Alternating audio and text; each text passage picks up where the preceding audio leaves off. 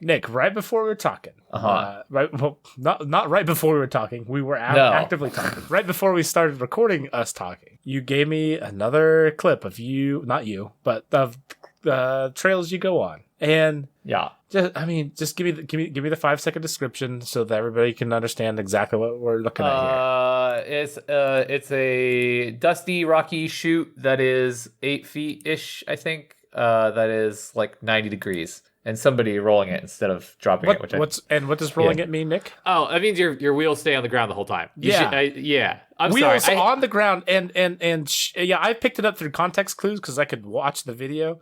But that's wheels on sheer cliff downhill for taller than me is. Yeah, I see. That doesn't seem like the right call, right? How often do you do these sort of trails, Nick? This is ridiculous. A couple of times a couple rides a week. Oh my god. Okay, but for real, this one is like that specific section is definitely way worse than most, by a fair amount. Than most people do on a daily basis. Yes, I agree. Yeah. Yes, and more than I do. But it's I don't know. I don't do trails like that one that often. Before we jump into the thing, what percentage of your trips down trails on a given week or month or whatever are trails that you've not gone down before? I'm actually been kind of curious about that. How often are they new? So this is something that stinks about mountain biking in a way, is the better you get, the more you ride, the rarer it is to go down new trails, because you either have to go to increasingly difficult trails, or you have to go further because you've probably done everything in your local area, Gotcha. right? So I've done a couple of new trails this month, maybe 3, and I did 1 or 2 last month too, but I would say less than 10% are new trails. Okay, if I went to the one that you showed me the short video of, as a person who has never done any of this ever before.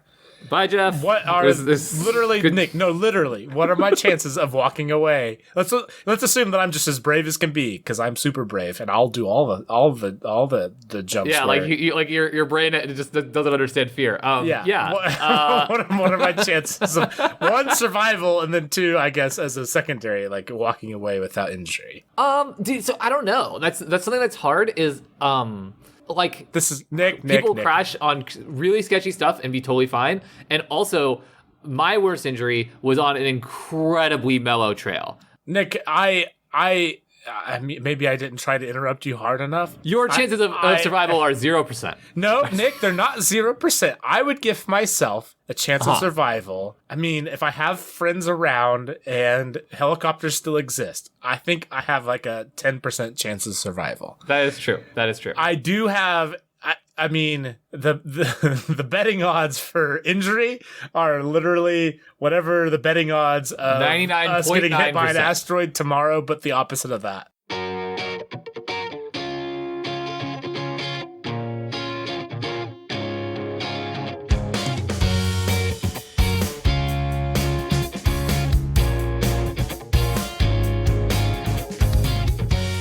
And welcome to the you did the but like I said at the show. Hello and welcome to the We Started a Podcast.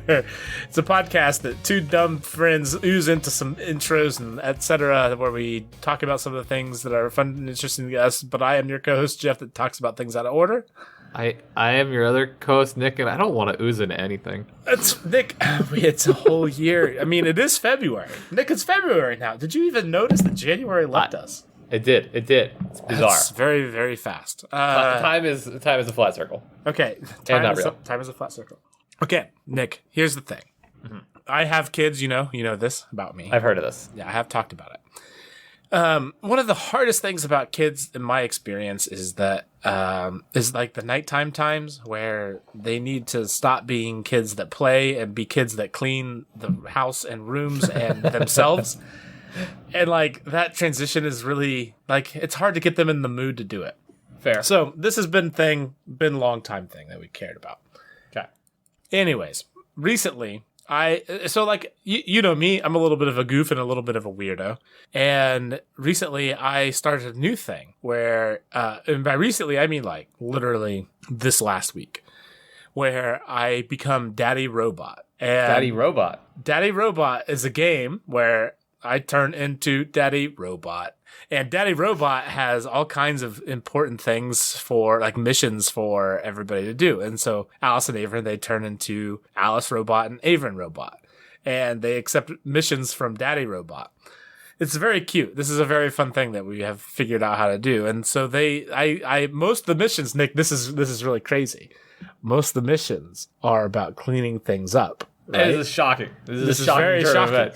And Nick, and the prize for which we go through these tribulations as the robot clan here is at the end, before they go into the bathtub, they can get a little tiny bowl with some water and like 2 drops of food coloring, which they get to pour into their bath. Which I'll tell you what. 2 drops of food coloring will turn an entire bath purple. Oh yeah, yeah. It is wild. Food coloring's strong. Food coloring very strong and very effective, but they love it, and like now they get all excited because like if they do a good job, then they earn like the food coloring like mission at the end, whatever else. So like, you know, I'm a total nerd. I love having a fun time. Kids are fun, whatever. And also it tricks them into cleaning the entire house, which is amazing. No, that's honestly adorable. And that makes sense. Like, it makes sense to me that like, not that kids are like disagreeable, but that you simply have to like play with their brains to like, you know what I mean? Like you just have to like, cleaning's a game, actually. Cleaning's so fun. Don't you guys want to clean? Daddy Robot. Well, like I go into rooms and I do like a scan of the room, and like oftentimes they have a playroom downstairs, and it's usually a disaster. And so like I just go into like complete alert mode, and they know that they have to hurry up and try to clean it. It's pretty funny, but here's the thing, Nick.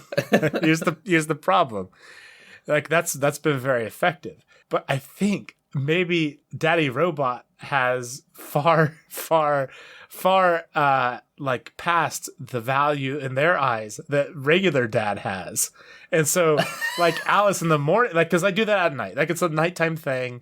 But now in the morning, Alice, like at like 6:30 a.m., she's like, I want to play Daddy Robot game. I'm like, I'm trying to get ready for work. Like this is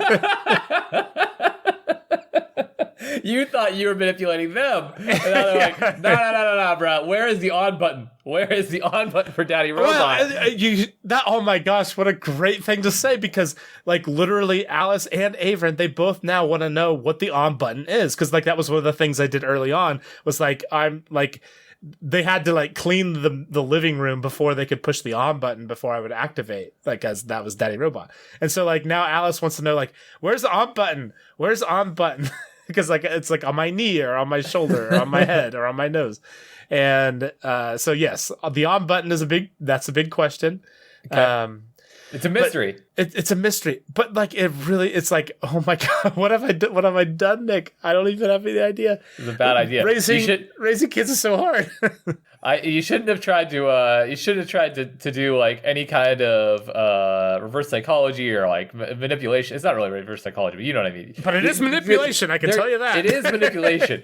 It is a dangerous route with kids. They are too creative and also too random. They do not cooperate. Oh man, it's a really adorable thing, but also it is a really funny thing. Like I'm not sure about how your day-to-day like attitude and outlook on life goes, but like for me, the difference between like I'm getting ready for work or whatever at like 6 or 7 o'clock in the morning versus I clearly see that the house needs put back together and we all need to go to bed and brush our teeth and take a bath and whatever. Like those are different people. Okay. But like, so you don't want to interrupt that just in case to go play Daddy Robot and scam the. Yeah, but no, it apparently was very effective because especially Alice, like she only wants to interact with Daddy Robot. Like normal me is apparently dead to her. I'm pretty sure. You've been replaced, Jeff. You've been replaced. I have been replaced by Daddy Robot, which I think fits nicely into other things we're going to talk about here in a little bit. But I respect it. I mean, I think that I'm ready for our technological overlords to take over. Anyways, it's fine. Speaking of technological overlords taking over other things, so Nick, we both grew up in a generation that like had a lot of video game innovation happen in the middle of us growing up. Yes, you agree? Or Yep. you're just like, no, I haven't played any video games since 1992. Well, I do replay video games from 1992, but that's neither here nor there. That is true. Games have changed a lot. When you look back at the let's go from like 12 years old to 18, like your preteen to adult. What was your, like, how would you describe the value or the hindrance or your nostalgia or etc. toward video games during that time? So I would say like the stuff from my early adolescence I am very nostalgic for, but it is also stuff that was relatively like straightforward and simple. Played a lot of 2D games, played a lot of like handheld games and like console games, and then I feel like was that like by and large single player or couch co-op? Yes, or yeah, mostly single player or some couch co-op, but probably mostly single player. And that's what I was gonna say is like I feel like gaming has really changed into a more social thing. Like I feel like most games are trying to do, or not most games, but I feel like online gaming is way more prominent, and it started being more prominent as we were young adults or like later in my adolescence. Mm-hmm. And I know that you were playing competitive online games even probably younger than I was, but like I think it's interesting because and I know we talked about this a little bit before, but I think it's interesting because I think kids are going to have a different experience with like the intent for gaming to move towards like a metaverse thing where, you know, I think it's also just going to move gaming to be much more of a social experience. And I think a lot of kids are growing up now playing games online with friends, and most of my friends weren't, right? And I assume it's the same for you, right? No, I mean, we were the weirdos, I think. No, I think what you described is exactly how I would describe my like growing up into it. Like I definitely had a lot of like single player stuff that would have had no social interaction, and definitely some couch co-op. Like I definitely remember some good old Madden stuff like that. Like I would be over at friend's house, or just like local multiplayer, Smash right? Brothers, or local multiplayer. Yeah, for sure. I mean, I had a younger brother, 18 months younger than me, so of course we played a lot of video games together. But the online part started to come into play like when I was like 13, 14, 15. But like really that was just like to connect to people and play online, and like some people would type in whatever, but like nothing compared to what exploded back in like 2008, give or take a year or two, with everybody. Like the social part of it became such a big deal. There were many games of which both you and I played together where, yeah, you're on voice talking to people on a regular basis on fixed days of the week, and honestly in most of your free time.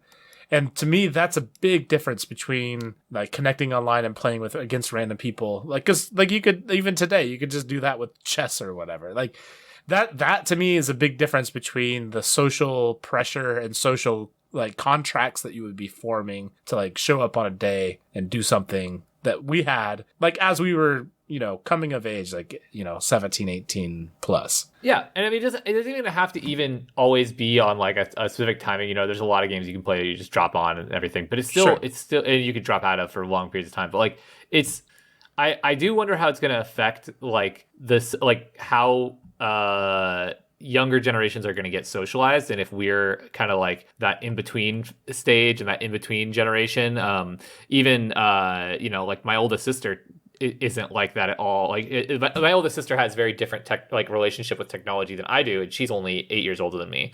So like there's even older millennials who are not really like as who didn't really get socialized that way. And I think that we're going to have a generation of kids that are just not just tech literate, but also view socialization a lot of the time through the lens of technology and video games. And like it's kind of weird to think of that generation being that fundamentally different, because, you know, like they're like 10 years younger. They're not that much younger. Yeah, you know? well, and like I can Gen speak, Z is. I have friends that especially people I work with that have kids that are really, really into video games and are, you know, 9 and 10 years old, and they're all like, it's the stuff that we did when we were 18, where on voice all the time, spare time. And that to me is like, and we don't have to spend a ton of time on it, but I'm just like, what do you feel like that's going to have, like, just the impact on that generation? Because that is a big difference of doing that when you are you're not even in middle school yet, and you're doing that sort of stuff and exposed to all kinds of things, the internet in general. I mean, it's hard because I think that, the internet has a lot of effects, and not all the effects are good. Like, I'm not saying that to hate on the internet. I mean, we've talked about our qualms with, like, social media and stuff ad nauseum, but, like, I wonder if for some people it could be the kind of thing that makes them have a less insulated worldview, even if they still live in the in insulated communities. Because I think it had that experience for me, and I think that I was exposed to people from like different walks at a younger age than I would have been if I had just been talking to people at school, right? Because your local community is always going to have some kind of characteristics that are not true of either America at large or English speaking people at large, or even you can play with people internationally. I live in the middle of Kansas, so, right. So like I would hope that it would help them be more more accepting of different kinds of worldviews. But I also wonder, are you also going to miss out on certain kinds of like in-person socialization and in-person incentives to go out and be kind of like out in the real world and socializing locally? And I don't I always have thought of myself as someone who had to develop social skills later in life, and I don't know if that's really like directly because of being a nerd who played video games. I know that's like the cliche, and maybe it's a chicken and egg situation where I was a little bit more reserved, so I hung out online more because I was more reserved, and maybe it was not the other way around. But I don't know. It's interesting, and I think that there's like other things that could happen, good or bad, but those are the two big ones that I would expect, is like people that are maybe a little more hesitant to being social in person, and also people who are, but on the flip side, and hopefully positively, people who are maybe a little more accepting of other things that they're not exposed to as often. Yeah, I'll take a pass at this too before we move on, but it's honestly not all dissimilar to your experience. Especially when I was in like middle school, high school, especially when I was like between the ages of like 12 and 16 or 17, I really, really was like a super shy kid, and I fit in the extent that I was nice to people, so I fit in, but not because of like my ability to like be cool or whatever. Right. But I did find groups of people that like were super accepting of me online, and I was a nerd and good at like math and strategy stuff and whatever. So like I was able to find a group that worked really well in, and so I found a social belonging that I didn't have in real life. And not that they're separate. Honestly, we very much use like the IRL tag to a lot of things. In my opinion, that's kind of that's a little bit antiquated. That's a very 2010 sort of phrase. I actually heard IRL in a video today, and I was like, it sounds wrong. Like someone saying it now feels wrong. It's yeah. No, it does feel wrong, because like for the longest time, like we would talk about meeting IRL and IRL friends versus online friends. Like that is my generation's weird thing that we did. But like nowadays, I haven't, honestly, I'm kind of talking about this extemporaneously, but like I don't distinguish. I mean, I haven't distinguished them in a long time, but in the last 2 years, Nick, it's like, it's as foreign to me as if like people are like, oh, hey, we're going to go to dinner tonight, but can you please cover your tattoo? I find tattoos really offensive. Right. It's like what are you talking about? I didn't realize I stepped through a time portal to 1938. Like people what think in the that world? Way? Yeah, what the hell? And like that is not a thing that I think of.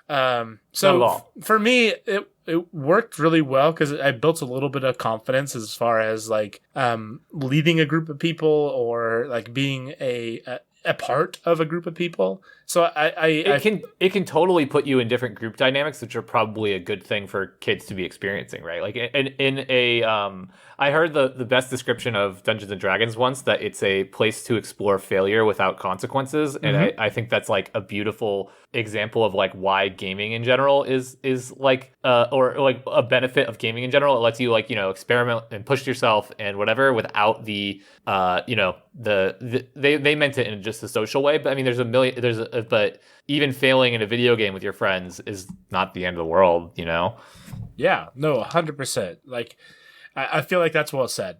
The other part of that you hit on directly, which I can't possibly overstate, is I like being a person who grew up in Kansas, where I did. The amount of diversity that I was exposed to, I mean, it was let's just call lacking. And but I mean, any small town, even it doesn't have to be, you know what I mean? Like, it's just small town life. Yeah, it's just small town life, and there are so many great benefits to it, and many things that I love and hold dear. Like, this is not disparaging of my experience growing up. I love it and cherish it very much, and I love where I live. But I mean, to be able to meet somebody like Young when we were like 18 years old, that was such a fun experience. And I literally, like, even to this day, I look back as some of my most favorite like experiences as a late teen or early 20-year-old, and to be able to like hang out and meet up in person with such a different group of people than I would have ever met up with outside of my 700 person town that I live in. Like, that's completely different. And I think it's really cool that it can normalize that stuff too. Like to add on what you're saying, like when you meet those people and you can normalize, like, oh, they have the same interests I do. Like there's no difference whether they're somebody from like a totally different country or that they not speak your language, or if they're just like somebody that's like, I don't know, older, younger. There's a million different ways that you can meet different kinds of people.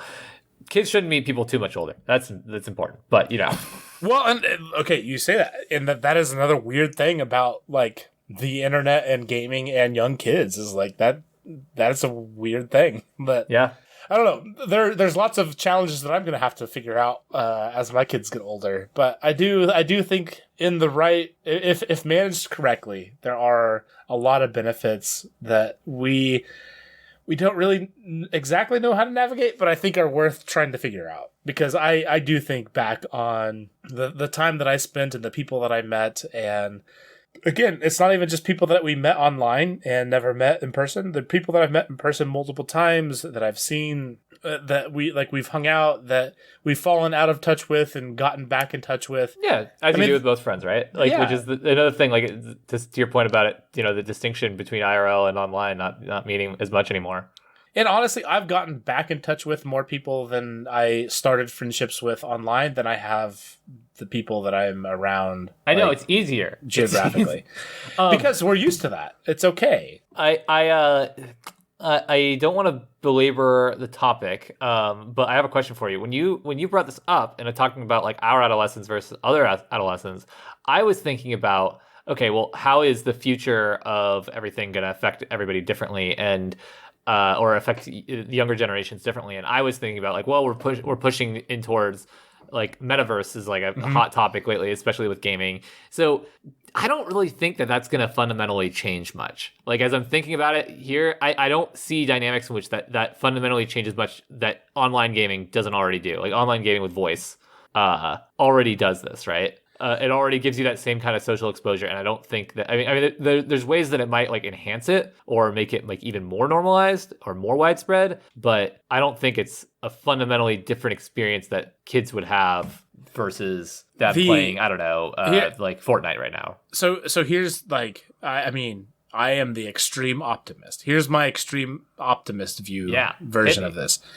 Is I hope that in a VR, metaverse, whatever, that the best parts of meeting people outside of your direct geographical restrictions in a metaverse sort of experience is more, well, for one, translatable to real life, but two, build those skills that are translatable to real life also.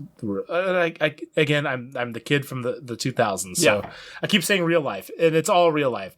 But like I hope that because there are so many benefits to the online stuff that like don't always translate to in-person experiences, but it's getting better. It's getting way better. And I would love if that could be a thing where, I'm a weird kid and I don't really fit in with the social group that I am a part of at my school or whatever, but I have a social group that I do fit in with, and I can start to build those skills.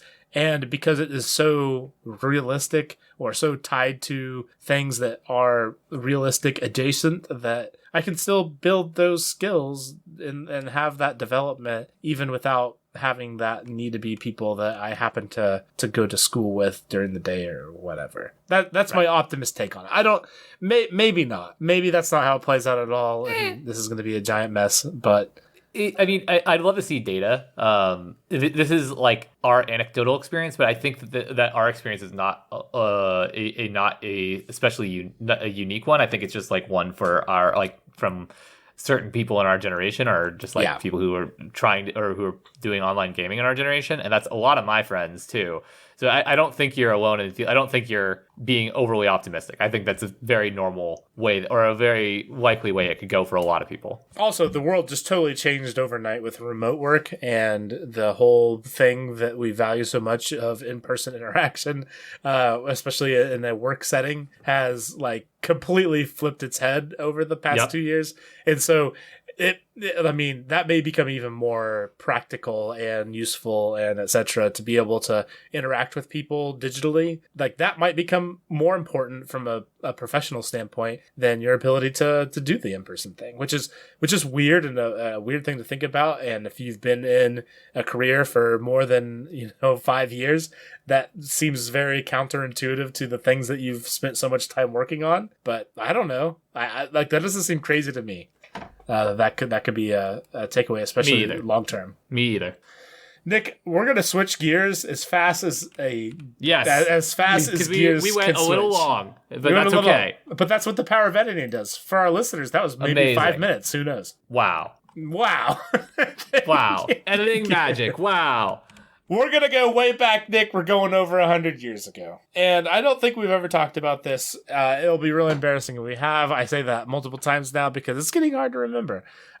Nick, have you ever heard of the man, the myth, the legend, Ernest Shackleton? Ernest Shackleton. I cannot say I ever have, but that's a great name. That is a fantastic name. That is a very good name, and it's a very good story. It's over 100 years ago. It's one of the... I don't want to tip my hand here. It's one of the best stories that we have, Nick, of real stories. And Nick, how many YouTube videos from 1920 or 1910 or so have you watched? Like a lot of YouTube videos. I would say 0 YouTube videos from 1920 or 1910 because YouTube came out in the mid 2000s, but also like very, very, very minimal amount of content has been no, like basically nothing. This is probably one of the best documented crazy stories from the 19 teens that exists. Like, it has to be. I can't even think of anything that would be better documented from the 1910s than what this is, as far as video goes. I mean, honestly, I don't say this often, but like, you can listen to this podcast, you listen to me and Nick talk about it, you can listen to how excited I get. But at the end of it, please just go type it into YouTube and watch. There's like a handful of videos and documentaries about this thing. And maybe this is more like well known than I realized. Like, I definitely knew of this beforehand. I have watched maybe a documentary or two in my illustrious career of watching documentaries because I'm a nerd.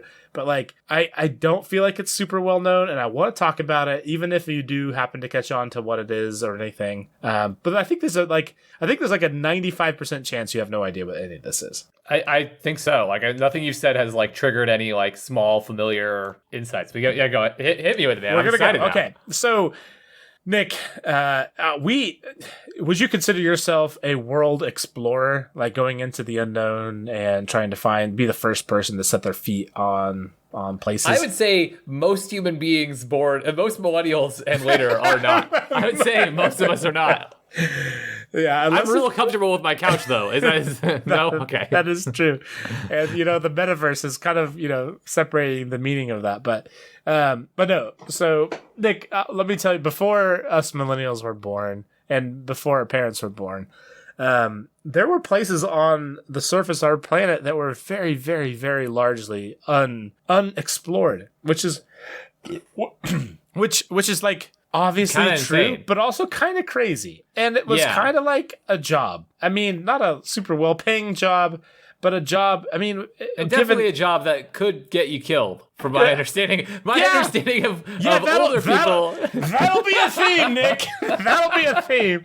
Okay. Okay. So, Ernest Shackleton, guy was an explorer. That is what he had on his business card. Yeah. So he led some British expeditions.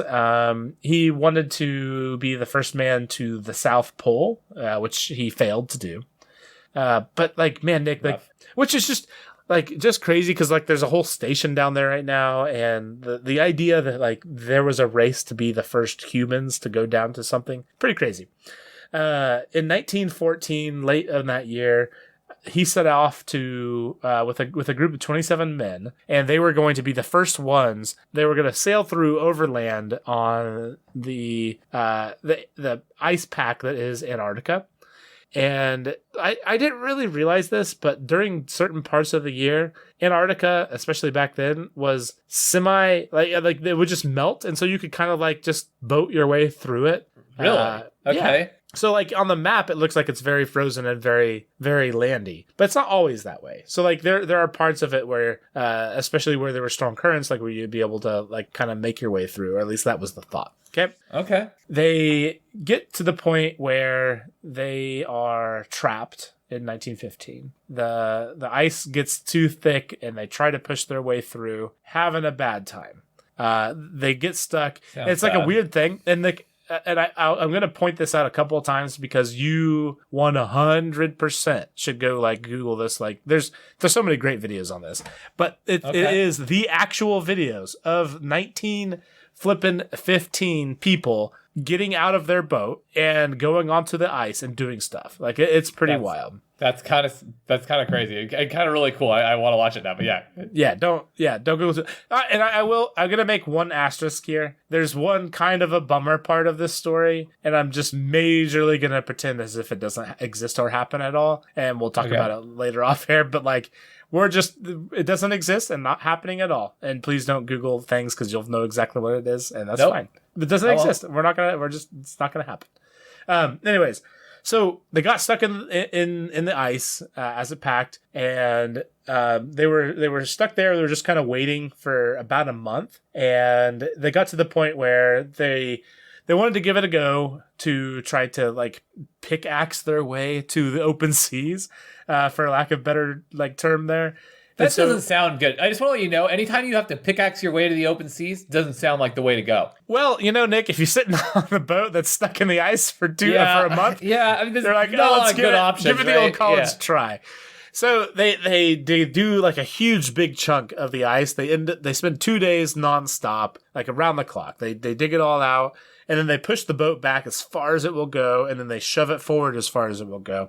And they got to within 400 yards of the open sea, which is simultaneously close, but also impossibly far away. They estimated the part that they got stuck on was 18 feet deep into the water, which I don't really know. I mean, especially in 1912, or 1915, like what you would do to try to make progress on 18-foot deep ice to try to make your boat go through. No idea. So they did what I would do, which is give up.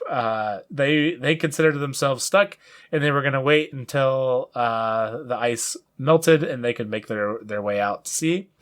Which didn't seem like it was going to happen anytime soon because, like I said, it was pretty cold. They knew there was an island that was about, let me see here, 350 miles away. For context, Nick, from actual civilization, like where people were definitely going to be, they were 1,200 miles away. This was not like a civilized island. Both of those numbers are I'm not a fan of. either of those numbers. And I'm not sure if you're aware or not, Nick, not a lot of cell phone signal in the middle of the Antarctic back in 1915. In the early 19... Yeah, I was going to say, no? Okay. So no way of communication. You're 1,200 miles from civilization. You're stuck in a piece of ice that's floating in the ocean 350 miles away from an island that you think that there is a supply depot to. You don't really get any closer, though. They were at a point where they were thinking about like maybe trying to leave. They had a few lifeboats, and they were thinking about trying to make the journey to that island, but they never really got close enough for it to be like super meaningful. And then, Nick, after they kind of drifted past on their little frozen ice cube, they started to have their ship get crushed by the ice around it, and it started to take on water. They did some things to like keep the boat from, because like still their goal is like, hey, we still want to try to do this. We just need to be unstuck from the water. The ice pushed in more and took on more water. They ultimately gave up and decided to abandon ship. They got all of the things off the ship, all the goods off the ship, put into their little 3 lifeboats, the 27 men, and again, very, very early film as far as film goes, but you can literally watch all this happen. And as they're like kind of figuring out what they want to do after they have abandoned their ship, it continues to get crushed and toppled over, and you can like see it all break in like good old 1920s film. Like it's just wild. So at this point, you're stuck on a piece of ice in the Antarctic, 1,200 miles from civilization. Your boat is slowly being crushed by the ice. And their boat I mean, you can watch the video, it is destroyed. They have their 3 little baby boats. Good. 3 little baby boats, not really. Sorry, not being crushed. It's thoroughly crushed. Got it. My bad. So basically, their strategy now is they're going to get to kind of their edge of their multi-100-mile chunk of ice. So they get to the edge, and for 6 months they had watched as their island, the previous one, had floated by, and they're now like trying to figure out what their next options are. And it's 14 months now since they've left, and 13 months since they've been shipwrecked, stuck on an ice cube, floating in the sea. That's a long time, Nick. It's a long time. So there was an island called Elephant Island, and that was basically their chance to get off of the ocean. That's kind of the direction that they were floating toward. And they kind of knew that was going to be the case. And one day, kind of unsuspectedly, their ice pack began to break apart. And like on a drop of a dime, they all got into their 3 little lifeboats and set sail for for Elephant Island. Not Easter Island, not the place with the statues. No, Elephant Island. It was a 7-day trip through some really nasty storms that kind of like spurred on this thing. They, because of being on the south side of the planet, they at that time were in 17 hours of darkness per day. The temperatures averaged 20 degrees below zero. I never thought about how terrifying that would be. You'd have to be doing everything, not everything. I mean, 7 hours of daylight is still a lot, but like, come on, that's not fun. It's not fun. It's not great. And Nick, at 20 degrees below zero on the sea, given the circumstances, you want to guess how much they ate and drank? Not much is the answer. Not much. There's not a lot of fish around. Not a lot of time to fish. All kinds of crazy stories. They actually had a fantastic navigator that was able to like lead the way through all of it. We'll kind of just gloss over that, but it is crazy that they were able to do what they did. But they did finally make it to land. So for the first time in 14, 15 months, they were on solid ground, not just floating on a piece of ice, a giant piece of ice. And that didn't really, like, they were on ground, which is great. I mean, you can kind of build permanent residence that you can, like, try to keep warm in and stuff like that. But they were still 800 miles away from civilization at this point. And so if I'm not responding a ton, it's because like I'm kind of feeling dark, Jeff. This is this is the place for the fun stuff, Jeff. No, this is just I don't even. The whole thing is just so wild, and I've heard this story before, like I said, and I like really got into it and read about it. And, like the whole thing is wild. So, anyways, 800 miles south of South Georgia. So they needed to head north to South Georgia, where there was a whaling station, and there was no reason to take everybody there because this was going to be quite the treacherous journey. First, they needed to sail there, and the fact was, even if they sailed there and were successful, they were still going to be quite far from where the actual civilization was. Anyways, they head out. This is not like apocryphal, like just, a story that maybe or maybe not is true. They had a 23-foot boat where they were sailing over in storms, like waves that were over 50 feet tall. Like, it was absolutely treacherous. 800 miles, this group of 6 people. They did, though. They made it, Nick. They made it to Georgia's south shore. It took them 2 days to land, like, once they got to it. I can't even imagine how treacherous, like, that's insane. You're there, but it takes you 2 days to land because of just how crazy the weather and just the sea was there. So they land, huge icy cliffs. 3 of the guys are super, super sick, and so they just stay with the boat and, like, try to get healthy. And the other 3, they brought screws just in case they had to do some climbing.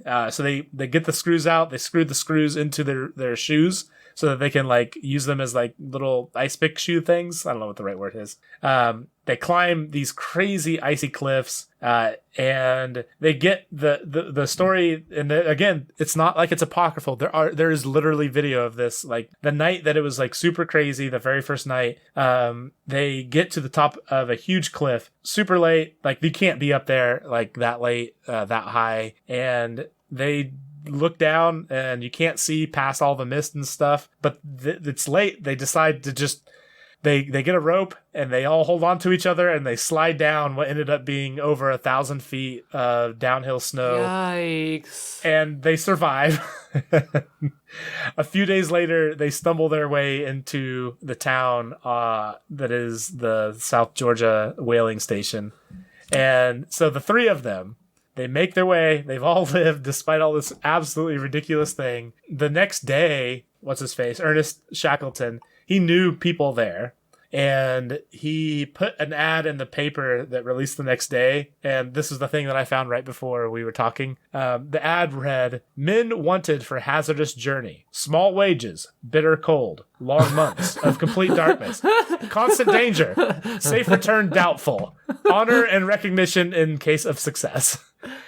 Wow, what a it's what a freaking honest, conversation, though, right? it is honest. I really gotta give it to Ernest for at least not like tricking anyone into this with him. But geez, man. So they made it all this way. They did end up getting a number of people to, like, try to make the venture back to the people that they had left. Actually, it was only 3 days later until they headed out on their first little attempt to bring these people home. That's big on him. I was gonna say. I mean, I could see a world where people are like, "Well, it's just too dangerous," But that's big to go back. Yeah, big to go back. But Nick, it took them 4 attempts to find the place and to get everybody rescued. And Nick, when I say everybody rescued, not a single person died from this. Yeah, I've been waiting the whole time to hear how many people died, because usually in these stories from like the 1900s, single person, dude. So usually in these stories from like the 1800s, actually in a book you recommended to me, he talks about this, but like it. Usually it's like, oh, and half the crew died, and it was a miracle that the other half lived. And it's like, you know what I mean? Honestly, it's wild that they even went back and tried to save them. Like, legitimately, like, given the circumstances, and but like the whole thing, like, it is. I mean, even modern today, like, if this was 2022, that would be seen as an absolutely astronomically huge success. Like, completely against all odds. And we're talking about people, it's not like they had cell phones, they didn't have GPS, they didn't have anything. They were going off a guy who was good at writing notes on freaking paper and writing down the, like, location of the sun. That's a very good point. What the hell? How did they like random upon these people in the ocean? The ocean is big. Yeah, it's really big. But they took like really good notes all along the way of like how they found them. And like, I tell you what, Nick, it really gives me a whole new respect and like just general perspective on like how navigation of the seas worked and how much of a skill that was prior to the world of GPS and etc. Like, that's a completely different thing than anything that we can imagine. I talk about how bad I am with directions, but that's a whole nother level of good with directions. Right. Like, I can't even. Going off of, I mean, they use stars for location with right? Stars and measuring the sun and sextants and things. Like, what in the world? It is. Yeah. It is very, very cool. I say all this to say the whole thing is a thing that I've been aware of, and I just love like randomly revisiting historical things, and this happens to be a historical thing I randomly revisited. I'm like, oh my gosh, I have to share this story. It's over 100 years ago now, and like, we can't lose this. Like, this is one of the best, like, most ridiculous underdog historical stories ever. The fact that nobody died, Nick, over 2 years of being stuck in the ice of a place that nobody had really been to ever of any significance. Right. And I mean, just being stuck in the ice in the South Pole, it doesn't, I mean, I know that, like, you know, there's the element of, like, just not knowing how far, or how far you are from civilization and people not knowing what to do with you because they haven't been there before or whatever. But, like, dude, if your ship gets stuck in ice in the South Pole and it gets crushed by, like, drifting ice and you have to all get out on frickin' lifeboats, like, you're dead. Yeah, you're supposed to be dead. Like, that was a good run. Well, we knew it when we signed up for it. It's insane. That's amazing, man. That's amazing. Yeah. I was like literally waiting the whole time for this to kind of get solemn of like, oh, and 50 people died, and we'd be like, oh wow, a miracle that only 50. Dude, too cool. 100% of people made it, and they made it just in time to come back to the Spanish flu, I guess. I didn't even think about that, and I didn't want to bring it dark. No, they made it, and it was great, and they all did great. They lived long, happy lives, and they died at and not a single one of them died of the Spanish flu, probably. Wow, way to bring it back. Man, only us, Nick, could find a way to bring one of the best, like, underdog, you're all survived stories to one of the biggest bummers. With You're that, all Nick, welcome. We should probably wrap it up before we find any other good ideas.